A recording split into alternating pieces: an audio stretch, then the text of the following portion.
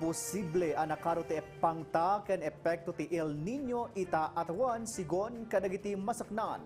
Gapu itarayta nasken ti panagsagana ti tunggal lokal a gobyerno iti Cordillera tapno saan nga agkurang ti supply ti danom.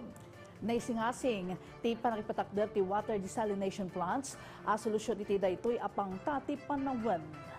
Ada detalye ni Christine Bornolia sa Baway. Inton umay abulan ti Agosto agingga Oktubre, makapasar ti pagilian iti makunkuna a strong El Nino. Ti posibilidad iti daytoy, inna mapulo ket 5% sigun iti pag-asa. Inton umay matibulan ti Oktubre agingga Enero 2027, mapasaran ti very strong El Nino. Ti posibilidad ti nasao a senaryo inna mapulo ket 2%. Sigun iti pag-asa Baguio uray ada iti tudo. Kadagiti sumaruno a bulan bumababa ti rainfall percentage iti way above normal. Kaya't naasawan, saan nga umdas akaado ti tudo para iti agrikultura.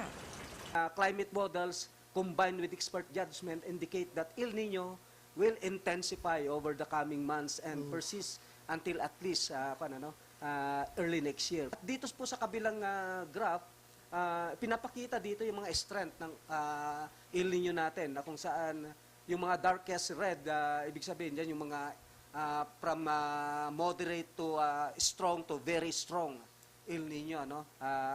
Mararanasan natin yan until the end of this year and first quarter of 2027. Sigun iti opisina mapasaran iti agingga 27.4 degrees Celsius ti heat index. Sigun mat iti Office of the Civil Defense Cordillera, posible tinabara a panawan iti sumarsaruno a bulan amang apektar iti supply ti enerhiya, fuel supplies, nang runa ti supply ti danom iti intero a pagilian.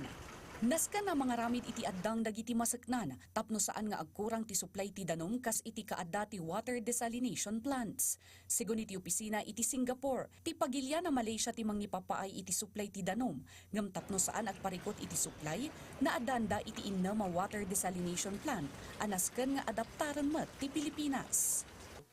Tubig dagat ay kino-convert nila into a potable water, no? At kaya naman po natin gawin yan. Kung talagang gagawin natin, no? Ang dami nating napapaikutan tayo ng tubig because we are an archipelago. We are an archipelagic country. Wala po tayo sa disyerto. So, ang tubig hindi natin problema kung talagang ito ay ating pinaghahandaan. Christine Bornolia sa Baway para iti Pagilian.